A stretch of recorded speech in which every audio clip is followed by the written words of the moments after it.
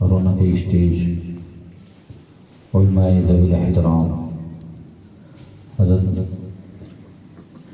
خطیب و امام صاحب قبلہ مولانا یاسین صاحب قبلہ، عزیزم مولانا محمد امین صاحب، دیگر سامعین کرام، خواتین اسلام، السلام علیکم ورحمۃ اللہ وبرکاتہ۔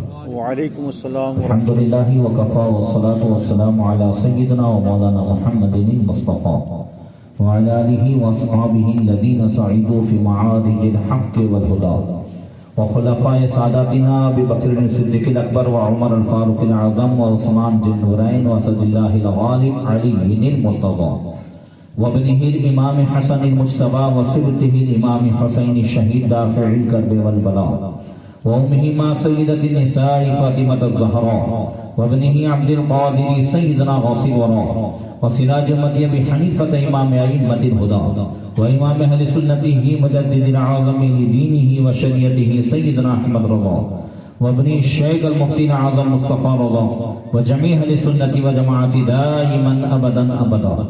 أما بعد فأعوذ بالله من الشيطان الرجيم. بسم الله الرحمن الرحيم.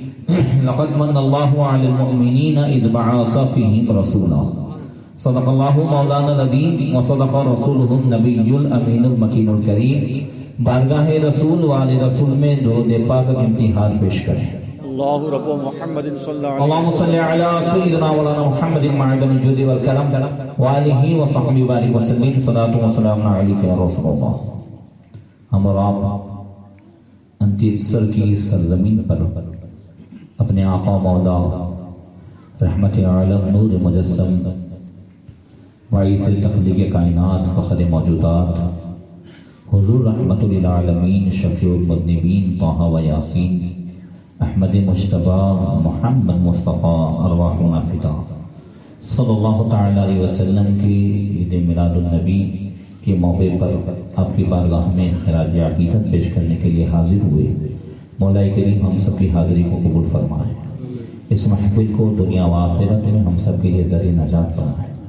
اللہ تعالیٰ اپنے حبیب کے فیضان سے مالا مال فرمائے اور آپ کے بتائے ہوئے راستے پر چل کر ہم سب کو زندگی گزارنے کی توفیق عطا فرمائے.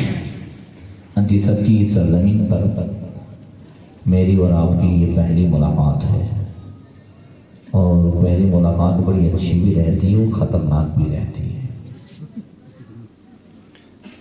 آپ نے کبھی سفر کیا ہو، ٹریولنگ کی ہو، تو بس میں اگر کوئی بغل میں اجانا ویکتی اجنبی آدمی بیٹھ جائے تو اس سے ڈر لگتا ہے اور جب وہ زبان کھولتا ہے تو سفر آسان ہو جاتا ہے. تو میرا اور آپ کا بھی یہ روحانی سفر آسان ہو جائے چند لمحوں کے لیے تو آپ سے بھی گزارش ہے کہ آپ بھی زبان کھولیں. ذرا بلند آواز سے کہہ دیجئے سبحان اللہ. سبحان اللہ. بلند آواز سے سبحان اللہ. اللہ کے رسول صلی اللہ تعالی علیہ وسلم نے ارشاد فرمایا لِكُلِّ تَسْبِحَةٍ صَدْقَةٌ. بندہ جتنی مرتبہ سبحان اللہ کہتا ہے اللہ ہر سبحان اللہ کے بدلے اسے ایک ایک صدقہ کرنے کا ثواب عطا فرماتا ہے. سبحان اللہ. سبحان اللہ. آؤ اعلیٰ حضرت ارشاد فرماتے ہیں کہ یا رسول اللہ تیری آمد تھی کہ بیت اللہ مجرے کو جھکا، واہ سبحان اللہ. تیری ہیبت تھی کہ ہر بت تھر تھرا کے گر گیا. وہ جو ان کا ہوا خلق خدا اس کی ہوئی، وہ جو ان سے پھرا اللہ ہی سے پھر گیا. مومن ان کا کیا ہوا اللہ ہی اس کا ہو گیا. کافر ان سے کیا پھرا اللہ ہی سے پھر گیا. ٹھوکرے کھاتے پھرو گے ان کے در پر پڑ رہو، قافلہ تو اے رضا اول گیا آخر گیا. سبحان اللہ. پھر سے کہہ دیجئے سبحان اللہ. سبحان اللہ. سبحان اللہ. آپ لوگ تھوڑا ہم پر بھروسہ کر کے کہہ دیجئے سبحان اللہ. شاید ڈرتے ہوں گے کہ اس پر سبحان اللہ کہنے کا ہے کہ نہیں کہنے کا ہے. یہ بھی تو ایک سوال ہے. تو تھوڑا ہم پر بھروسہ ہی کرنا ہے.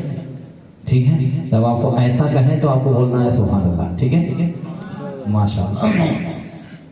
ہم کو پتہ چلے کہ آپ ماشاء اللہ سننا چاہتے ہیں. ویسے تو ہمارے مولانا امین صاحب نے اچھا ماحول بنایا، ہمارے امام صاحب نے مسلسل مقررین آتے رہتے ہیں، تو آپ کی سمجھ میں آئے ویسی انشاءاللہ تعالیٰ بات چیت کریں گے۔ اللہ تعالیٰ نے اپنے محبوب صلی اللہ تعالیٰ علیہ وسلم کو ہم میں بھیجا، قرآن میں اس کے احسان کا ذکر کیا، فرمایا لقد من اللہ علی المؤمنین اذ بعث فیہم رسولا، بے شک اللہ نے مومنوں پہ احسان فرمایا کہ ان میں انہی میں سے رسول بھیجا۔ سبحان اللہ۔ اللہ فرماتا اللہ نے احسان فرمایا مومنوں پہ کہ اللہ نے اپنا محبوب بھیجا، رسول بھیجا۔ یہ احسان کس لیے ہے؟ بہت ساری اس کی وجہ بیان کی گئی ہے، مگر سب سے بڑی وجہ یہ ہے کہ حضور نے آ کر ہم سب کو حقیقت میں انسان بنایا، سبحان اللہ، سبحان اللہ، انسانیت سکھائی، سبحان اللہ، جینے کا طریقہ بتایا، سبحان اللہ، ورنہ لوگ جانوروں کی طرح جی رہے تھے، لوگ اپنی بچیوں کو زمین میں دفن کر رہے تھے، لوگ ایک دوسرے کے حقوق کو نہیں سمجھ رہے تھے۔ اس کو میں ایک مثال سے سمجھاؤں، آج کا جو دور ہے وہ مشینری کا دور ہے۔ آج ایک آدمی سے زیادہ مشین کام کرتی ہے، بولو کرتی ہے کہ نہیں؟ ہمارے بھائی کی فیکٹری ہے تو اس میں پہلے 45 آدمی کام کرتے تھے، اب مشینیں آ گئی ہیں تو 4-5 آدمی سے کام چلتا ہے۔ تو آدمی سے زیادہ مشین کام کرتی ہے، اور آج کی سائنسدانوں نے انسان ہی کی ہم شکل روبوٹ بنایا ہے۔ یہ انسان کی طرح کام کرتا ہے کہ نہیں کرتا ہے؟ انسان سے زیادہ کرتا ہے۔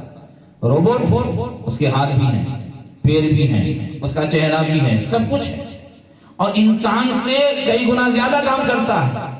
روبوٹ تھکتا نہیں ہے، انسان تھک جاتا ہے۔ روبوٹ کو سونے کی ضرورت نہیں ہے مگر انسان سو جاتا ہے۔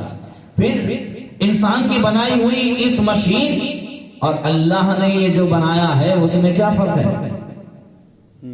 واہ واہ، بہت خوب۔ یہ سب سے بڑا فرق یہ ہے کہ اگر 4-5 روبوٹ کو ایک ساتھ کھڑا کر دو اور کسی ایک روبوٹ کا اگر ہاتھ ٹوٹ جائے تو کیا دوسرا روبوٹ دوڑے گا ہے تیرے کو کیا ہوا ہے؟ واہ واہ، بولو بہت خوب۔ بولو ایسا ہوگا؟ ہوتا ہے؟ اگر دوسرا ایک روبوٹ پھٹ جائے تو کسی دوسرے روبوٹ کے منہ سے آہ نکلے گی، کیا اس کا کام رک جائے گا؟ نہیں۔ یہ درد انسانوں میں ہے۔ سبحان اللہ، اگر ہائی وے پہ بھی کوئی ایک انسان، کوئی ایک آدمی اگر ٹھوکر کھا کے گر جائے تو دوسرا کھڑا ہو جاتا ہے، دوسرا اسے جو ہے 108 بلا کر کے ہاسپٹل لے جاتا ہے۔ ایک کا درد دوسرا سمجھتا ہے، ایک کے دکھ کی وجہ سے دوسرا دکھی ہو جاتا ہے۔ یہ درد جو سویا ہوا تھا اس کو اگر کسی نے زندہ کیا ہے تو وہ محمد رسول اللہ کی ذات پاک ہے۔ سبحان اللہ، نعرے تکبیر، نعرے رسالت، سرکار کی آمد۔ سبحان اللہ، سبحان اللہ۔ سب کا درد، سب کا حق، کس کا کیا حق ہے یہ اگر کسی نے بتایا ہے تو یہ ہمارے آقا کی ذات ہے۔ سبحان اللہ۔ رشتوں کے حق، چاہے وہ قریبی رشتے ہوں، چاہے وہ دور کے رشتے ہوں، نسبی رشتے ہوں، سببی رشتے ہوں، ایمانی رشتے ہوں یا انسانی رشتے ہوں، حضور نے سب کے حق بتائے ہیں۔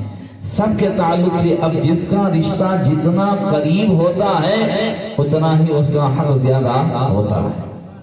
آپ کو کچھ رشتوں کے تعلق سے بتاؤں کہ نہ بتاؤں؟ یہ ساری انسانیت کو حضور نے بیدار کیا ہے، ہر ایک کے درد کو سمجھایا ہے، پریکٹیکلی اعتبار سے بھی، قولی اعتبار سے بھی، فرما کر کے بھی، کر کے بھی حضور نے سب سمجھایا ہے۔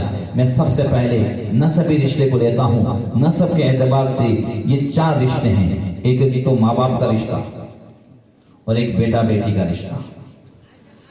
ماں باپ کا رشتہ آج اسلام کے علاوہ غیروں میں دیکھیں تو سب سے بڑا فرق یہ نظر آئے گا کہ آج ہر قوم میں چاہے کفار ہو، مشرکین ہو، یہود و نصارہ ہو، انڈیا میں ہو یا باہر ہو، ہر جگہ اولڈ ہاؤس وردھاشرم ملیں گے۔ اگر وردھاشرم نہیں ملیں گے تو صرف اسلام ہی میں نہیں ملیں گے۔ سبحان اللہ، واہ سبحان اللہ۔ بولو کہیں دیکھا ہے وردھاشرم مسلمانوں میں؟ کہیں مسلمانوں میں دیکھا ہے؟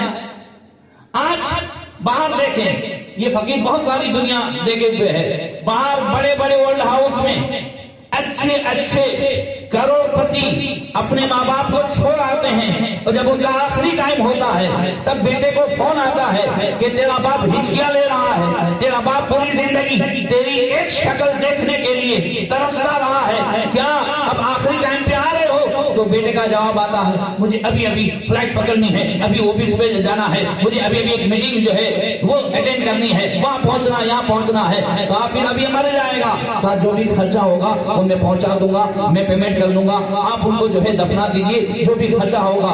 آج ایک جھلک بیٹا دیکھنے کے لیے بھی آتا نہیں ہے، یہ غیروں میں ہے، مگر اسلام میں اللہ کے رسول صلی اللہ تعالی وسلم نے یہ تعلیم دی، ما من ولد بار ينظر الى والديه نظرۃ رحمت الا كتب الله له بكل نظرۃ حجۃ مبرورہ۔ آقا فرماتے ہیں کہ جو نیک اولاد اپنے ماں باپ کو میٹھی نظر سے دیکھے، جو نیک اولاد اپنے ماں باپ کو محبت بھری نگاہ سے دیکھے، اللہ ہر نظر کے بدلے میں ایک حج مقبول کا ثواب عطا فرماتا ہے۔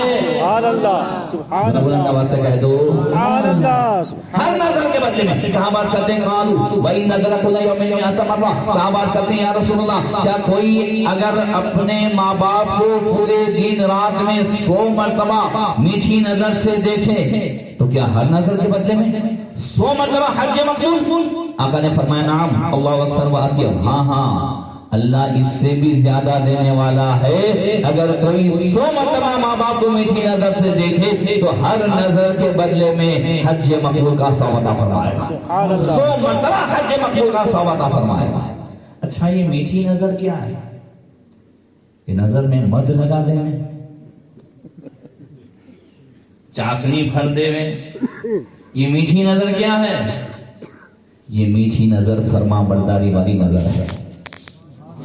یہ وہ نظر ہے کہ اللہ کے رسول صلی اللہ علیہ وسلم نے ارشاد فرمایا، مشکات کی حدیث ہے، آقا نے فرمایا لا ترقن لوالدیک وَإِنْ أَمَرَاكَ أَنْ تَخْرُجَ مِنْ أَهْلِكَ وَمَالِكَ۔ آقا فرماتے ہیں معاذ ہرگز اپنے ماں باپ کی نافرمانی مت کرنا، اگرچہ ماں باپ تجھے گھر سے نکال دے، مال سے محروم کر دے، تجھے کہہ دے تیرے کو مال نہیں ملے گا تو تو ان کے سامنے یوں نہیں کر سکتا، تجھے کہہ دے میرے گھر سے نکل جا، تو آقا فرماتے ہیں تو ماں باپ کے سامنے ایسے نہیں کر سکتا۔ ماں باپ کو لا تقل لهما اف ولا تنهرهما، اف تک کہنا حرام ہے، جھڑکنا حرام ہے۔ ماں باپ کی طرف میٹھی نظر کا مطلب یہ ہے کہ ان کا جو ارادہ ہے، ان کا جو منشا ہے، وہ جو چاہتے ہیں وہ ان کی فرما برداری کی جائے۔ آج اگر آپ ماں باپ کو مال نہ دیں، آج اگر ماں باپ کو آپ کسی بھی اعتبار سے آسائش و آرام نہ دیں تو کم سے کم اتنا ہو کہ ان کا دل نہ دکھے۔ اس لیے کہ اللہ کے رسول صلی اللہ علیہ وسلم نے خاص باپ کے تعلق سے فرمایا رضا الرب فی رضی الوالد وسخط الرب فی سخط الوالد، جس کا باپ ناراض اس کا پروردگار ناراض، اور جس کا باپ راضی ہو گیا اس کا خدا راضی ہو گیا۔ سبحان اللہ، سبحان اللہ۔ اور ماں کے تعلق سے آؤ نوجوانوں، آج نوجوان سکون گرل فرینڈ کے باہوں میں تلاش کرتا ہے، بیویوں کی اس میں تلاش کرتا ہے، چین وہاں ملے، سکون وہاں ملے۔ اللہ کے رسول صلی اللہ علیہ وسلم مالک جنت ارشاد فرماتے ہیں الجنت تحت اقدام امہاتکم، اللہ نے جنت تمہارے ماں کے پیروں کے نیچے رکھی ہے۔ سبحان اللہ، سبحان اللہ۔ ہر بات میں بیویوں کا کہا ماننے والوں اور سکون اس میں تلاش کرنے والوں مالک جنت فرماتے ہیں اللہ تعالیٰ نے اپنے محبوب کو جنت کا مالک بنا دیا ہے۔ کون ہے آقا؟ اعلیٰ حضرت فرماتے ہیں بچا جو ان کے تلووں کا دھون، سبحان اللہ بنا وہ جنت کا رنگ و روغن، جنہوں نے دولہا کی پائی اترن وہ پھول گلزارے نور کے تھے، سبحان اللہ اتار کر ان کے رخ کا صدقہ یہ نور کا بٹ رہا تھا باڑا، کہ چاند سورج مچل مچل کر جبی کی خیرات مانگتے تھے۔ ظاہر بات ہے میرے سمجھانا پڑے گا ورنہ آپ سبحان اللہ نہیں بولیں گے۔ آپ کے یہاں شادی ہوتی ہے؟ ہاں یا نہ بولو یار، ہوتی ہے شادی ہوتی ہے۔ بچہ ہاں کہہ رہا ہے، آپ لوگوں کو تو شاید سوچنا پڑ رہا ہے کہ ہوتی بھی ہے کہ نہیں ہوتی۔ شادی ہوتی ہے نا، تو پھر دلہا بھی بنتا ہوگا، بنتا ہے۔ دولہا جو ہے اس کو اس کے جو تیار کرانے والے ہوتے ہیں اس کو انور کہتے ہیں۔ پتہ نہیں آپ کے یہاں کیا کہتے ہیں؟ ہمارے یہاں انور کہتے ہیں، انور کہتے ہیں جی۔ اللہ کے رسول صلی اللہ تعالی علیہ وسلم، یہ دونوں شعر سمجھیے، تینوں کو سمجھا رہا ہوں، اور مولانا غلام یاسین صاحب اور مولانا امین صاحب کی نظر کرتا ہوں۔ دولہا جب تیار ہوتا ہے تو انور اسے تیار کراتے ہیں، اور جب باہر نکلتا ہے تو بہن مرغے کا صدقہ اتارتی ہے، گھر سے باہر نکلتا ہے، اور پھر وہ مرغا کسے دیتی ہے؟ کوئی ضرورت مند کو دے دیتی ہے۔ پیسہ اتارتی ہے، کسی حاجت مند کو دے دیتی ہے، کسی فقیر کو دے دیتی ہے۔ دولہے کے دوست تو نہیں ہڑپ نہیں کر جاتے نا مرغا کہ چلو آج وہ تندوری بنا لیں گے، جو ضرورت مند ہے وہ لے جاتا ہے۔ اللہ کے رسول صلی اللہ تعالی علیہ وسلم معراج کی رات، سبحان اللہ شب اسرا کے دلہا، کہہ دو سبحان اللہ، سبحان اللہ کعبے میں تیار ہو رہے ہیں، سبحان اللہ اور جبریل و میکائیل حضور کو تیار کرا رہے ہیں۔ سبحان اللہ اعلیٰ حضرت فرماتے خدائی دے صبر جانے پرغم، دکھاؤں کیوں کر تجھے وہ عالم، کہ ان کو جھرمٹ میں لے کے قدسی کہتے ہیں فرشتوں کو، ان کو جھرمٹ میں لے کے قدسی جینا کا دولہا بنا رہے تھے۔ سبحان اللہ حضور جنت کا دولہا بن رہے ہیں، آج جنت کی سیر کو جانے والے ہیں، سبحان اللہ جنت کی سیر کو جانے والے ہیں۔ جیسے ہی کعبے سے باہر نکلے، دولہا گھر سے باہر نکلتا ہے تو پھر بہن مرغا اتارتی ہے، صدقہ اتارتی ہے، اور حضور کعبے سے باہر نکلے تو جبریل امین نے نور کا صدقہ حضور کے اوپر سے اتارا۔ سبحان اللہ حضرات قربان جاؤ، جو اتار رہے ہیں وہ بھی نور، سبحان اللہ جس کے اوپر سے اتار رہے ہیں وہ ہمارے نبی بھی نور، سبحان اللہ اور جو چیز اتاری جا رہی ہے وہ بھی نور۔ تو اب یہ صدقہ جو حضور کے اوپر سے معراج کی رات نور کا اتارا گیا، یہ لے کون گیا؟ واہ واہ توجہ ہے، سبحان اللہ کون لے گیا جانتے ہو؟ ارے ایک وہ لے گیا جو رات میں نور دیتا ہے، سبحان اللہ اور ایک وہ لے گیا جو دن میں روشنی دیتا ہے۔ ایک کو چاند کہتے ہیں، ایک کو سورج کہتے ہیں۔ سبحان اللہ فرماتے ہیں اتار کر ان کے رخ کا صدقہ یہ نور کا بٹ رہا تھا باڑا، کہ چاند و سورج مچل مچل کر جبی کی خیرات مانگتے تھے۔ سبحان اللہ اور پھر حضور کو جو غسل کرایا نا، پھر وہ جو زمزم کا پانی، سبحان اللہ وہ جو کوثر کا پانی، وہ سب جو ہے وہ کہاں ڈالا؟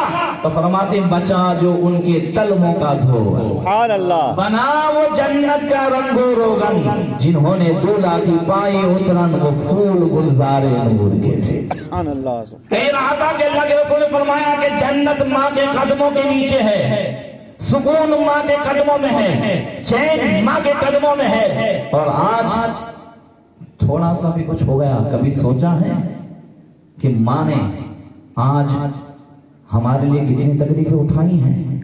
ذرا دیکھو، اللہ کے رسول صلی اللہ علیہ وسلم مسجد نبی شریف میں، آقا کریم ہجرت کے بعد کی بات ہے، مسجد نبی شریف میں ہیں، صحابہ اس طرح آقا کے ارد گرد بیٹھے ہوئے ہیں جیسا کہ چاند کے ارد گرد ستارے ہوا کرتے ہیں، اور اللہ کے رسول صلی اللہ تعالی علیہ وسلم کی وہ عزت ہے صحابہ کے بیچ میں کہ حضور جب وضو کرتے تو صحابہ وضو کا پانی زمین پر نہیں گرنے دیتے، سبحان اللہ سبحان اللہ حضور جب جو ہے اپنا تھوک مبارک ڈالتے تو صحابہ وہ تھوک کو زمین کے اوپر نہیں گرنے دیتے تھے، ہاتھوں میں لے کر کے اپنے چہروں پر مل لیتے تھے۔ ان کا بھی یہی عقیدہ تھا جو ہمارا عقیدہ ہے کہ اللہ نے حضور کے تھوک مبارک میں وہ شفا بخشی ہے، خالی کنویں میں ڈالے تو وہ میٹھا ہو جائے، اور اگر حضرت علی کی آنسو چشم آنکھوں میں ڈالے تو وہ شفا یاب ہو جائے، اور حضرت قتادہ کی نکلی ہوئی آنکھ کے اوپر لگائے تو وہ آنکھ پہلے سے بھی زیادہ روشن ہو جائے۔ سبحان اللہ سبحان اللہ۔ اعلیٰ حضرت فرماتے جس سے خاری کنویں شیریں جاں بنے،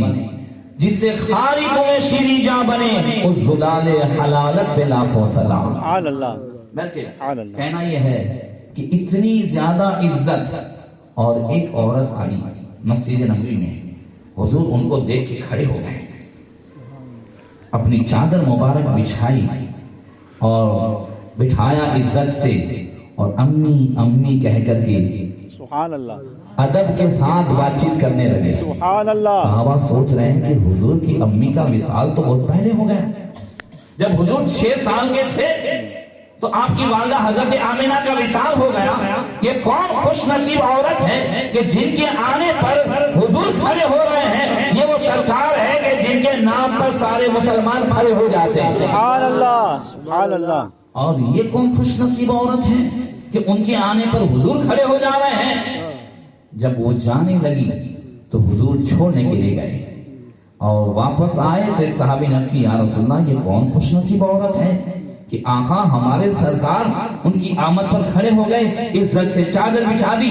آقا نے فرمایا تم نہیں جانتے ہو یہ میری ماں حلیمہ ہے جس نے مجھے دودھ پلایا تھا۔ سبحان اللہ سبحان اللہ۔ جب ایک دودھ پلانے والی ماں کی عزت کا یہ عالم ہے، سبحان اللہ۔ تو جس ماں نے 9 مہینے پیٹ میں رکھا ہے، جس ماں نے تکلیفیں اٹھائی ہیں، ایک ایک جھٹکے برداشت کیے ہیں، جس ماں نے ہماری تکلیف کو اپنی تکلیف سمجھا ہے، جس ماں نے کبھی اگر ہم بے چین ہو گئے تو پوری رات وہ خود سو نہیں سکی ہے، جس ماں نے اگر کوئی اچھی چیز کم ہو تو یہ کہہ کر کے برداشت کر لیا ہے کہ بیٹا مجھے بھوک نہیں ہے، یہ تو تیرے لیے ہے، جس ماں نے ہر انداز سے ہمیں سنبھالا ہے، اور پھر وہی ماں چند دنوں کے بعد جب بیٹا جوان ہوتا ہے اور پھر وہ خود ایک اچھی دلہن کے تلاش میں رہتی ہے اور بڑی کوشش کے ساتھ اچھی دلہن لے آتی ہے، اور پھر وہی بیٹا چند دنوں کے بعد پھر ماں کے تعلق سے سوچنے لگتا ہے ماں میری جو ہے پہلے جیسی نہیں، ماں جو ہے وہ میرے بارے میں اچھا نہیں سوچتی ہے۔ بولو کوئی ماں کسی بیٹے کے تعلق سے برا سوچے گی؟ ہرگز نہیں۔ ذرا بلند آواز سے کہہ دو برا سوچے گی؟ ایک نقطہ بتانا چاہتا ہوں، کوئی ماں برا سوچے گی؟ آنے والے آئے اور کسی نوجوان کو پھرا دے، اس کے دماغ کو گھما دے، اس کے نظریے کو پھرا دے، وہ اپنی ماں کے تعلق سے بدگمان ہو جائے، وہ الگ بات ہے، مگر کوئی ماں کسی بیٹے کے تعلق سے برا نہیں سوچتی، اور اگر یہ بیٹا سوچنے لگے کہ میری ماں میرا برا چاہتی ہے، ایک دن ماں کندھے پر ہاتھ رکھ کر کے کہے بیٹا کیا تیری ماں تیرا برا چاہے گی؟ کیا آنے والے کے فریب میں آ گیا؟ تجھے آنے والی نے گھما دیا؟ کیا تیری ماں تیرا برا چاہے گی؟ بس بلا تمثیل ماں بیٹے کا برا نہیں چاہتی، ہمارا پروردگار بھی ماں سے کئی گنا زیادہ بندوں پر مہربان ہے۔ بولو ہے کہ نہیں ہے؟ ارحم الراحمین ہے کہ نہیں؟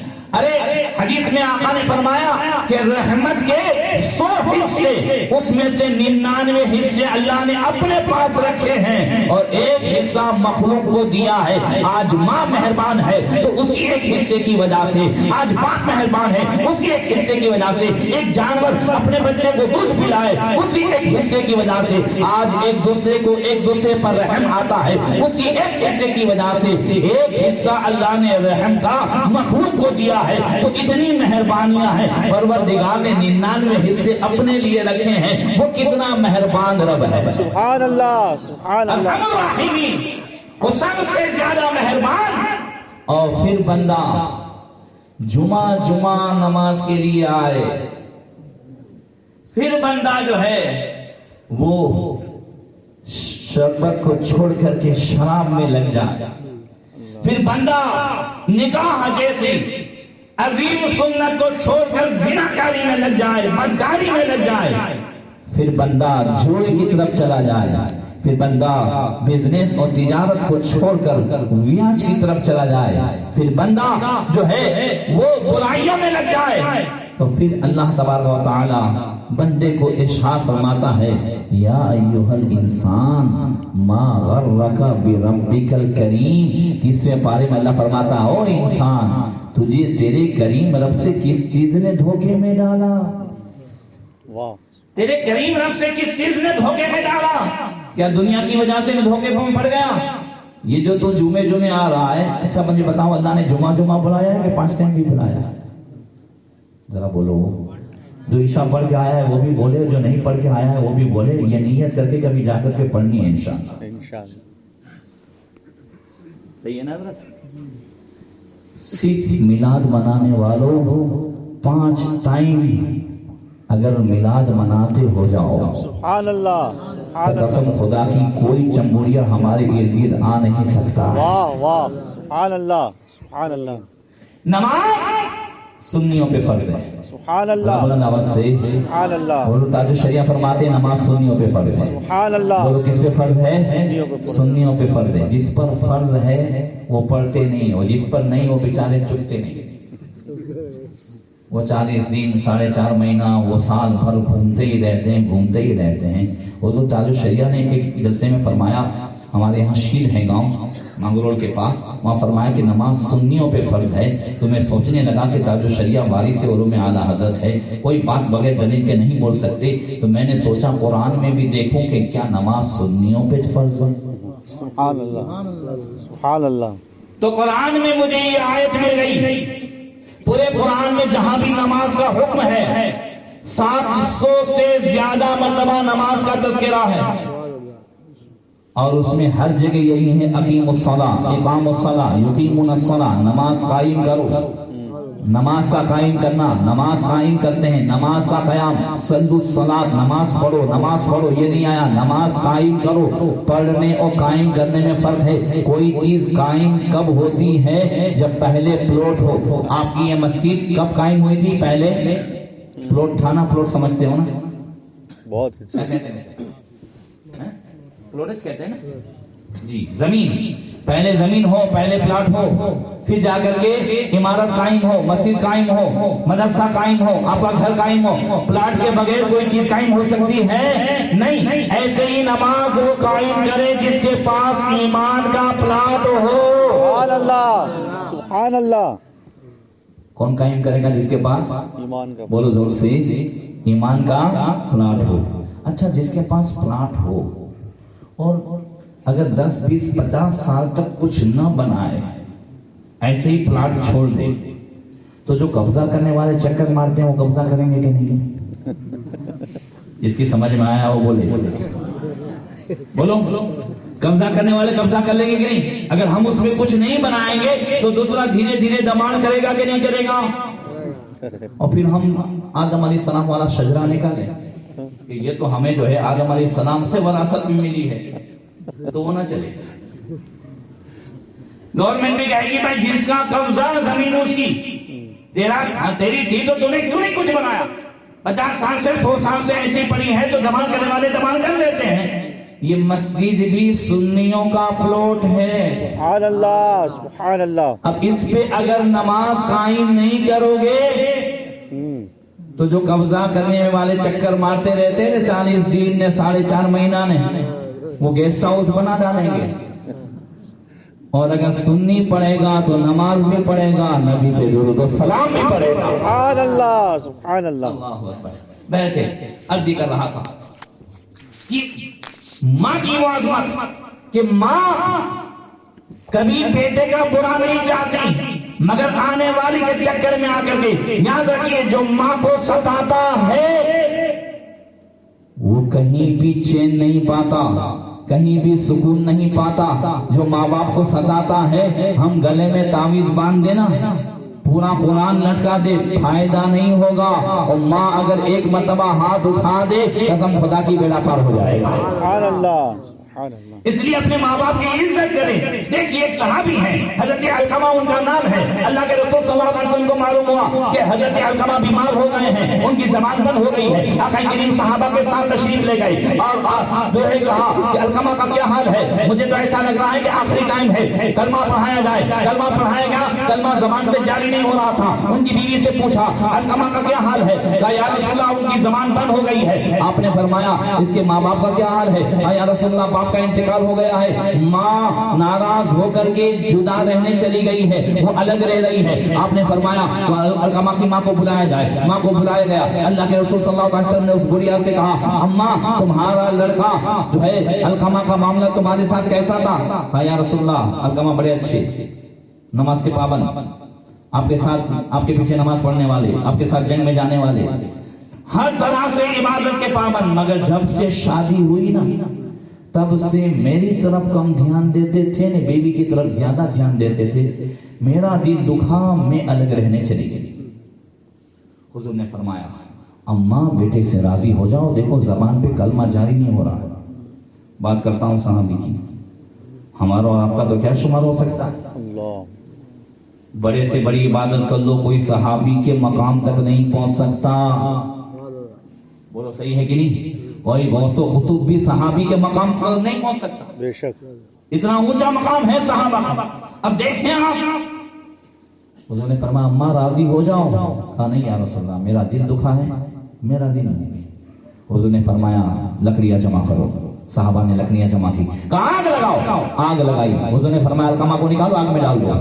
ماں تھی نا، ماں کی ممتا مچل گئی، ماں تڑپ اٹھی، کہا یا رسول اللہ میرے سامنے میرے بیٹے کو آپ آگ میں ڈالیں گے؟ کہا ماں اگر تم ناراض رہی تو پھر یہ جہنم کی آگ میں جائے گا، اور اس سے کئی گنا جہنم کی آگ سخت ہے۔ اب ماں نے کہا یا رسول اللہ آپ گواہ ہو جائیے، میں اللہ کی رضا کی خاطر اور آپ کے حکم کی خاطر بیٹے سے راضی ہو گئی، میں نے بیٹے کو معاف کر دیا۔ ماں کا معاف کرتا تھا کہ کلمہ جو ہے کلمے کی آواز آئی کمرے سے، اشہد ان لا الہ الا اللہ و اشہد ان محمد عبد الرسول، کلمہ جاری ہو گیا، روح جسم سے نکل گئی، اور اللہ کے رسول صلی اللہ علیہ وسلم نے ان کی نماز جنازہ پڑھائی، ان کو جنت بقیع میں دفن کیا، اور پھر قبر پر کھڑے ہو کر کے حضور نے اعلان کیا یا معاشر الانصار والمہاجرین من فضل زوجہ علی امہ لم يقبل اللہ صرفا ولا عدلا۔ اے انصار و مہاجرین کی جماعت کان کھول کر کے سن لو، جس نے اپنی شادی کے بعد اپنی بیوی کی طرف زیادہ دھیان دیا اور ماں کی طرف کم دھیان دیا،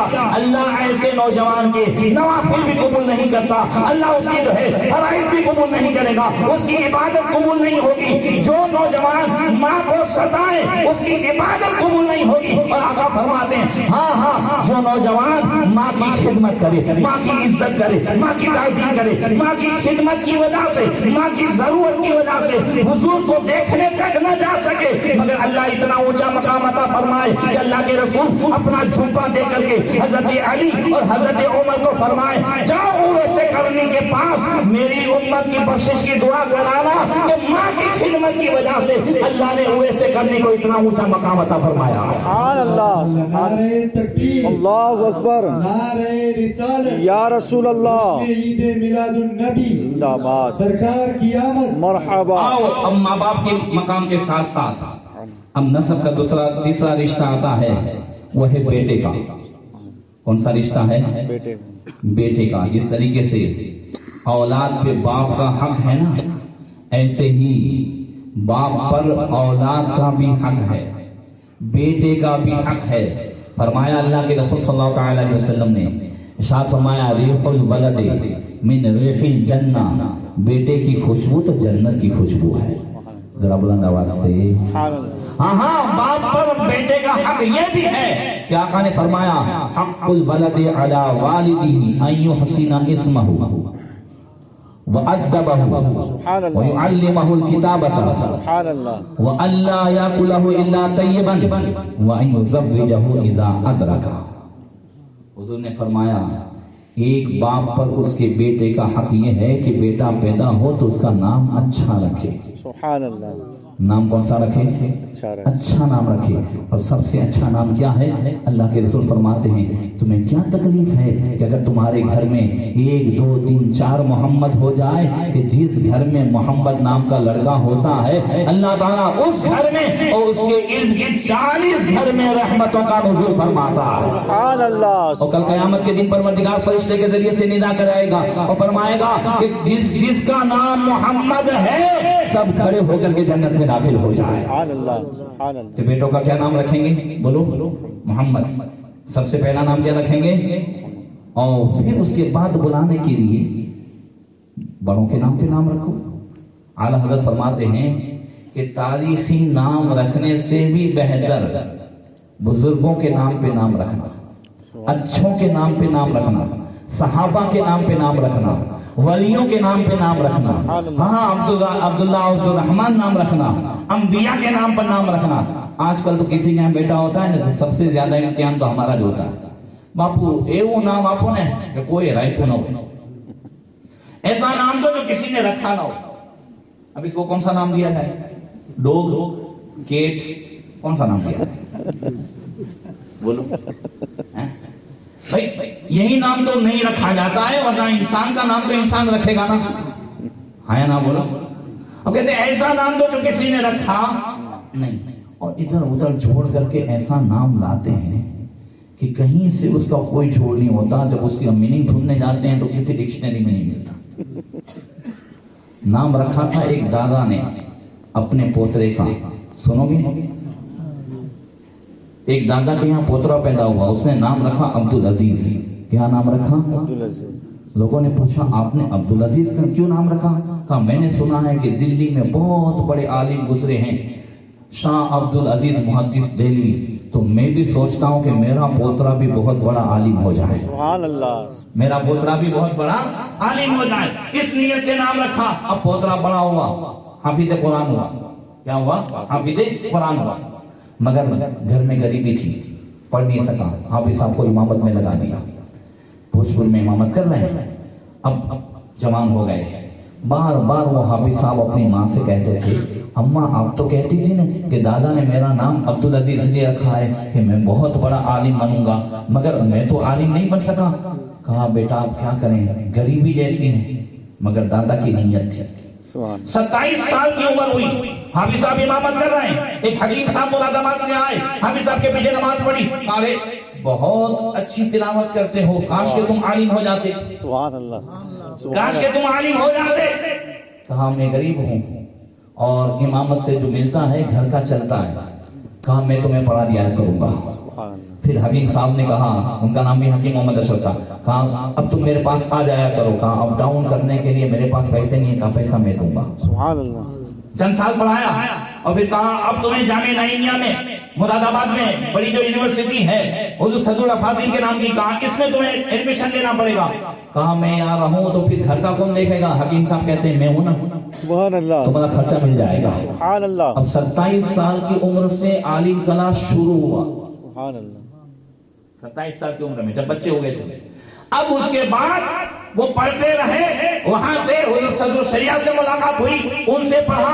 अजमेर में आए, वहां पढ़ा। बरेली शरीफ गए, वहां पढ़ा। 40 साल की उम्र में उनकी दस्तारबंदी हुई, आलिम व फाजिल हुए। आज पूरे हिंदुस्तान में, पूरे पाकिस्तान में, पूरी दुनिया में जितने सुन्नी उलमा नजर आ रहे हैं, ये उन्हीं की देन है। या तो उनके शागिर्द हैं, या शागिर्दों के शागिर्द हैं, या पोता शागिर्द हैं। वही अब्दुल अजीज जिनका दादे ने नाम रखा था, आज दुनिया उन्हें हाफिज मिल्लत हज़रत अल्लामा अब्दुल अजीज मुहद्दिस मुरादाबादी के नाम से याद किया करते हैं। सुभान अल्लाह।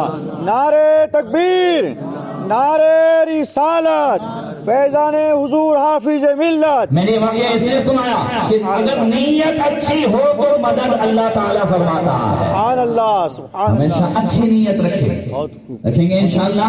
अच्छी नीयत से नाम रखें अपने बच्चों को। और याद रखिए ये कोई गरीबी लाइन नहीं है, ये कोई फकीरी लाइन नहीं है। हमने बना डाली है अपने इमामों को कम तनख्वाह दे देकर, वरना اللہ کے رسول صلی اللہ علیہ وسلم فرماتے ہیں من یرید اللہ بخیرا یفقہہ فی الدین، اللہ جس سے بھلائی کا ارادہ فرماتا ہے اسے دین کا عالم بناتا ہے۔ سبحان اللہ سبحان اللہ۔ تو یہ کوئی معمولی چیز نہیں ہے، بلکہ کہنا یہ ہے کہ سب سے پہلا حق یہ ہے کہ نام اچھا رکھا جائے، اسے لکھنا سکھایا جائے، اس کی ٹریننگ کی جائے۔ بچے کو ایک حق یہ بھی ہے، اللہ کے رسول صلی اللہ علیہ وسلم نے بیوی بچے کا ایک حق یہ بھی بیان فرمایا، ارشاد فرمایا وَأَنفِقْ عَلَىٰ عَيَالِكَ مِن طولك لا ترفع عنهم اصواك ادبا واخفهم في الله۔ حضور نے فرمایا کہ اپنے بیوی بچوں پہ خوب خرچہ کرو، کوئی منع نہیں ہے، اللہ نے دیا ہے نا، اللہ نے دیا ہے، خوب خرچہ کرو، مگر لا ترفع عنهم اصواك ادبا، ادب کی لاٹھی کنٹرول پاور اٹھا کر کے رکھ مت دو۔ اگر تمہیں اللہ نے دیا ہے، تمہارا بیٹا مانگتا ہے ابا 25,000 کا موبائل چاہیے، دلا دو، بیٹی مانگتی ہے 25,000 کا موبائل چاہیے، دلا دو، مگر کبھی چیک بھی کرو کہ اس میں ہے کیا۔ بہت توجہ ہے، بات میری سمجھ میں آ رہی ہے؟ کبھی اس کو چیک بھی کرو، موبائل کی وجہ سے اگر وہ بگڑے تو کل قیامت کے دن اللہ ہم سب سے پوچھے گا۔ بخاری شریف کی حدیث ہے کلکم راعین وکلکم مسئول عن رعیتہ، تم میں کا ہر ایک ذمہ دار ہے، ہر ذمہ دار سے ان کے ماتحتوں چھوٹوں کے بارے میں اللہ پوچھے گا، ہر بڑے سے سوال ہوگا۔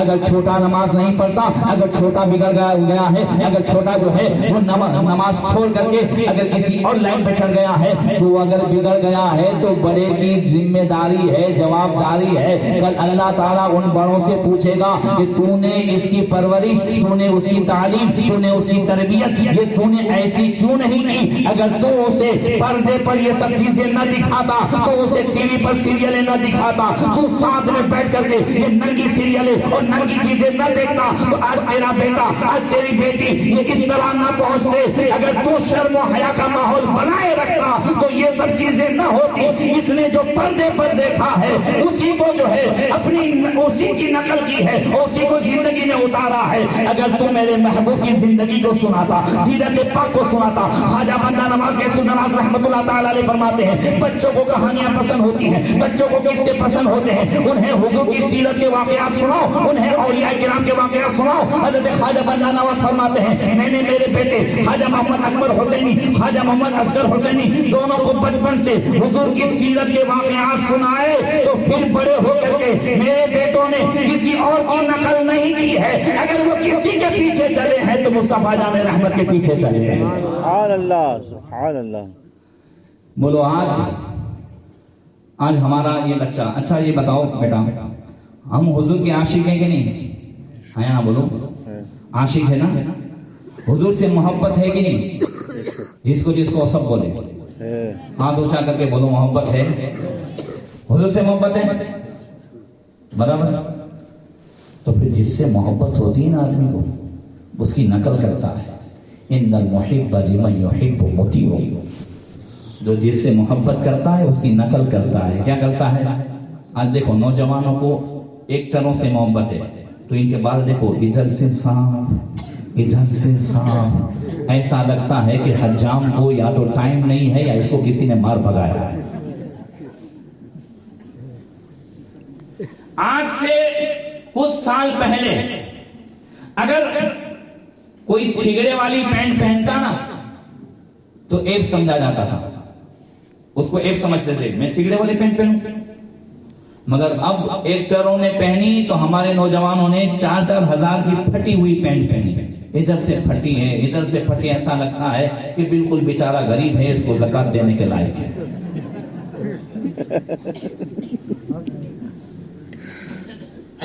اب یہی پینٹ پہن کر کے مسجد میں آئے، گھٹنے سے لے کر ناف تک چھپانا فرض، اس کا دیکھنا دکھانا حرام۔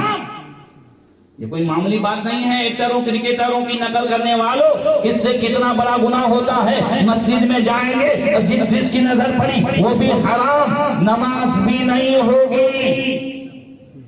پتا چلا کہ اگر دین و دنیا کی بھلائیاں چاہتے ہو تو مصطفیٰ کی نقل کرنے ہی میں امان ہے، سبحان اللہ، حضور کی نقل کرنے ہی میں ہمارے لیے فائدہ ہے۔ آج جو کچھ بھی ٹی وی کے پردے پر دیکھا جاتا ہے وہی آدمی وہی جو ہے عورت، یہ سب کچھ اپنی زندگی میں اتارنے کی کوشش کرتے ہیں۔ نوجوانوں، ہمارے لیے یہ ایکٹر، کرکٹر، یہ سب آئیڈیل نہیں ہیں۔ یہ سلمان خان، سلمان خان، روز ان کی پردے پر شادی ہوتی ہے، بچے ہوتے ہیں، پھر بھی پوری زندگی کنوارے رہتے ہیں۔ کیا ان کو دیکھ کر کے سیکھیں گے ہم؟ کیا یہ ہمارے لیے آئیڈیل ہے؟ ہمارے لیے تو محمد رسول اللہ آئیڈیل ہے۔ سبحان اللہ، یہ حضور کی سیرت، یہ سب کچھ جو ہے یہ آج ہم اپنی زندگی میں اتاریں۔ میں اپنے بوڑھے حضرت سے پوچھوں گا، آج سے 25 سال پہلے ایسا ماحول نہیں تھا کہ شادی شدہ جوڑا بھی بڑے بزرگوں کے سامنے بات کرنے سے شرماتا تھا؟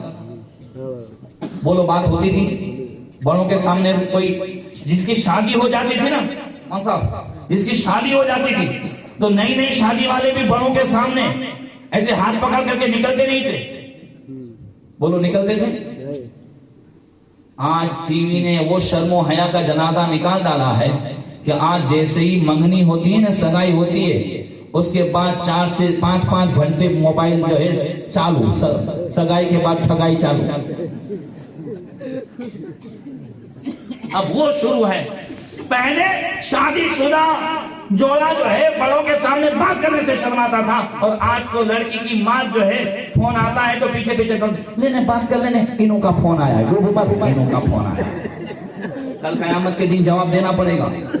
یہ سب حرام ہے، میں ہنسانے نہیں آیا ہوں، یہ حرام ہے۔ ہم خون کے آنسو رو رہے ہیں کہ یہ جو ہے امت کہاں تھی، اس کو اللہ کے رسول نے کیا سکھایا تھا، حضور کی سیرت کیا ہے، حضور کی تعلیم کیا ہے۔ ہم دوسروں کو دیکھ دیکھ کر کے اس طرح ہو گئے، ہم یہاں تک گرے۔ یہ آج موبائل نے جنازہ نکال ڈالا ہے، آج موبائل نے کئی سگائیاں توڑوائی ہے، آج موبائل نے کئی منگنیاں توڑوائی ہے، موبائل نے کئی خاندانوں میں آج دیوار کروا دی ہے۔ اس موبائل کے غلط استعمال نے آج کئی طلاقیں کروا ڈالی ہے۔ یاد رکھیے، اس موبائل کا استعمال اگر اچھا کرو گے تو یہ بہت اچھا ہے، اور اگر اس کا غلط یوز کرو گے، غلط اپیوگ کرو گے تو کل قیامت کے دن اللہ پوچھے گا، ثم لتسألن یومئذ عن النعیم۔ اللہ 30ویں پارے میں فرماتا ہے، اللہ ہر نعمت کے بارے میں پوچھے گا۔ موبائل بھی ایک نعمت ہے، اس کا کیسے ہم نے اپیوگ کیا ہے، کل پروردگار کو جواب دینا پڑے گا۔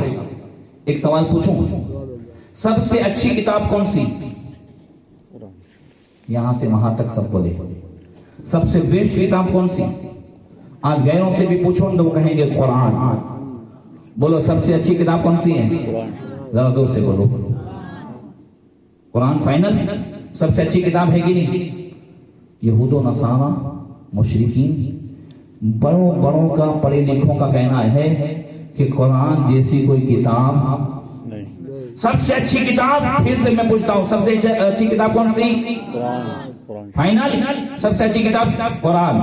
اور سب سے کم آپ نے کون سی کتاب پڑھی ہے؟ تو جواب ملے گا قرآن۔ سب سے اچھی بھی قرآن، سب سے اچھی کتاب قرآن، اور گھر میں سب سے کم کون سی کتاب کھلتی ہے تو قرآن۔ ٹی وی سے بھی کم کون سی کتاب کھلے تو قرآن۔ کیا حال ہے؟ آپ کہیں گے بابو ابھی تو ہماری عمر تھی، ابھی کیا پڑھوا جاؤ؟ صحیح ہے، اب تو عمر ہو گئی، پڑھنے کے لیے کوئی عمر نہیں ہے۔ اطلبوا العلم من المہد الى اللحد، حضور فرماتے ہیں گھوڑیے سے لے کر قبر تک علم حاصل کرو، کوئی عمر نہیں ہے۔ اس کو آپ سمجھاؤں، موبائل پہلے تھے؟ چچا آپ کی جوانی میں موبائل تھا نہیں نا؟ تو آج موبائل آیا ہے تو آج بچوں کے پاس ہم موبائل سیکھتے ہیں۔ کبھی کبھی میں بھی اپنی بیٹی سے کہتا ہوں بیٹا ذرا دیکھنے یہ اس میں کیا ہے۔ آج ایک دادا پوترے سے موبائل سیکھتا ہے، ایک نانا نواسے سے موبائل سیکھتا ہے، تو نواسے اور پوترے سے ایک دادا نانا موبائل سیکھ سکتا ہے تو مسجد کے امام سے قرآن نہیں سیکھ سکتا؟ سبحان اللہ۔ اچھا یہ بتاؤ، چلو مان لیا کہ آپ کے پاس ٹائم نہیں ہے تو سب کے پاس موبائل تو ہے، ہاں یا نہ بولو، ہے کہ نہیں؟ اس میں میموری کارڈ بھی جاتا ہے کہ نہیں جاتا ہے؟ تو کیا آج اتنی تفسیر ملتی ہے سنی علماء کی، یہ تفسیر اس میں بھر کر کے روزانہ ایک ایک رکوع ہم سن نہیں سکتے؟ واہ واہ، سبحان اللہ۔ بولو قرآن سن سکتے ہیں کہ نہیں؟ کانا خلقہ القرآن، پوچھا کہ اے عائشہ حضور صلی اللہ علیہ وسلم کی زندگی کیسی تھی؟ کہا حضور کی زندگی قرآن تھی۔ سبحان اللہ، سبحان اللہ۔ اگر حضور کی زندگی سیکھنا ہے تو یہ قرآن ہے، قرآن حضور کی زندگی کا نام ہے، حضور کے اخلاق یہ قرآن ہے۔ قرآن ہی تو کہتا ہے فَبِمَا رَحْمَةٍ مِّنَ اللَّهِ لِنتَ لَهُمْ وَلَوْ كُنتَ فَظًّا غَلِيظَ الْقَلْبِ لَانفَضُّوا مِنْ حَوْلِكَ۔ اے محبوب، اللہ کی سب سے بڑی رحمت یہ ہے کہ آپ لوگوں کے لیے نرم دل اور نرم زبان ہیں۔ اگر آپ سخت